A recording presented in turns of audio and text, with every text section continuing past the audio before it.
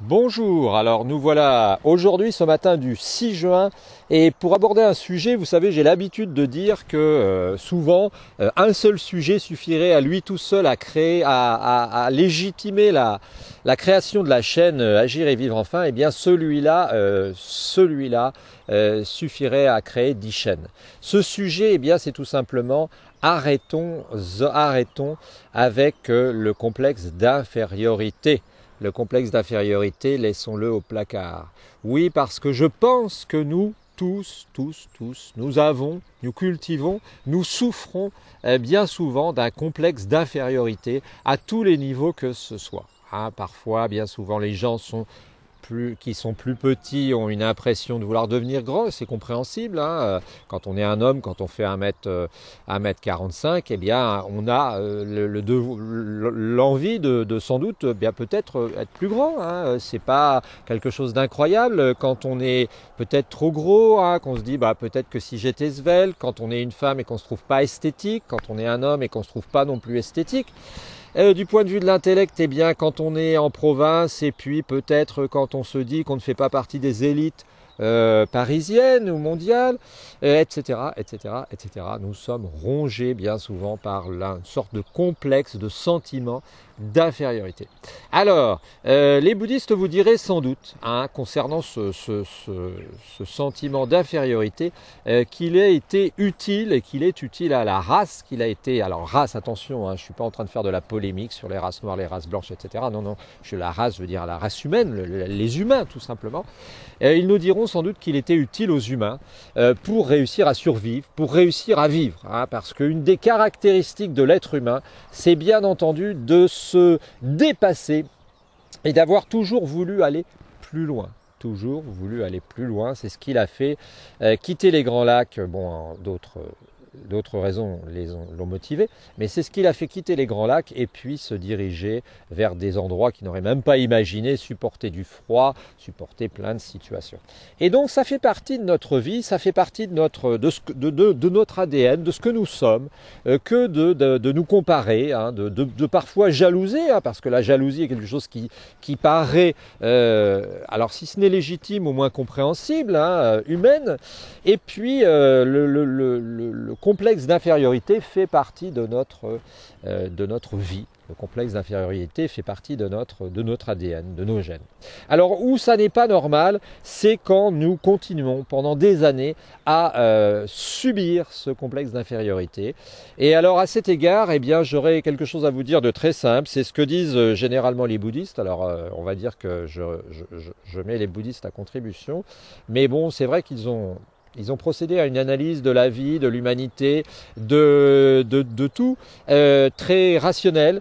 Et les bouddhistes ont l'habitude de dire deux choses, enfin une chose qui en a deux, qui compte deux volets, c'est que nos regrets qu'on peut avoir, bien entendu, peuvent être d'une part des regrets par rapport à des choses qui sont totalement, on va dire, impossibles à changer. Par exemple, si je suis né et que je fais 1m45, eh bien je mourrai à 1m45. On ne va pas aller en Chine où ils se rajoutent des morceaux de tibia et passent des mois dans des atroces souffrances pour avoir quelques centimètres de plus. Donc je ne vais pas pouvoir me rehausser.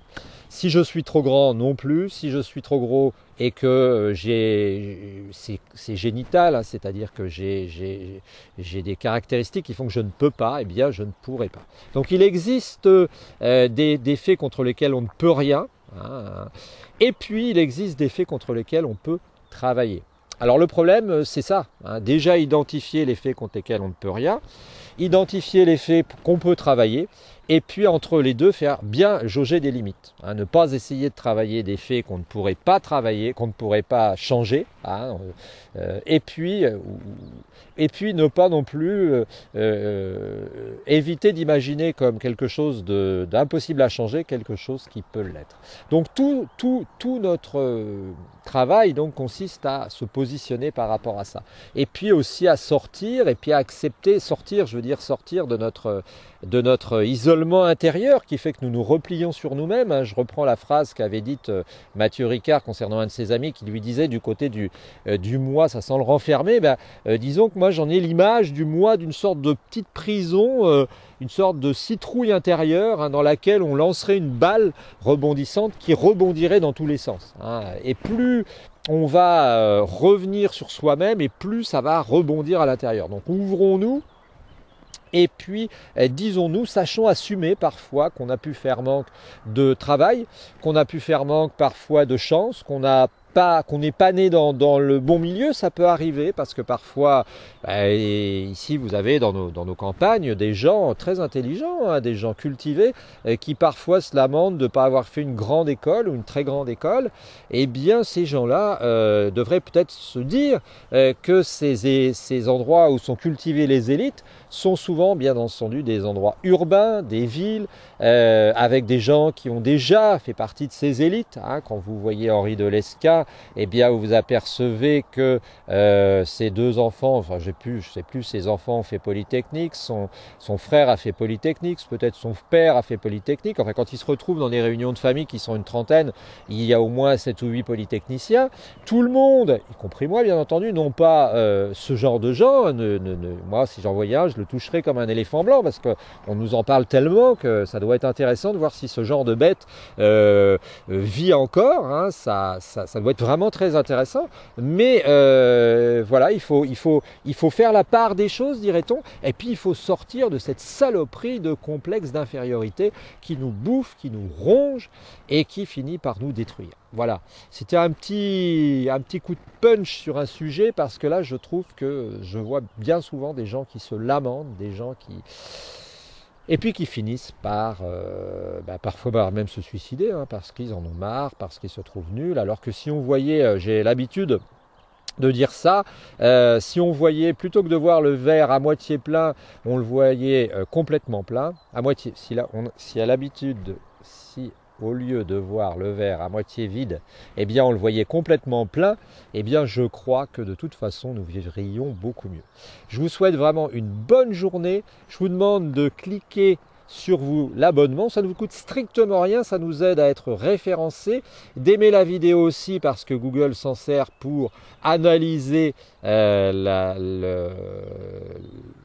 qualité de nos vidéos, et puis de commenter bien entendu sur ce sujet. Je vous souhaite une bonne et belle journée par ce soleil matinal.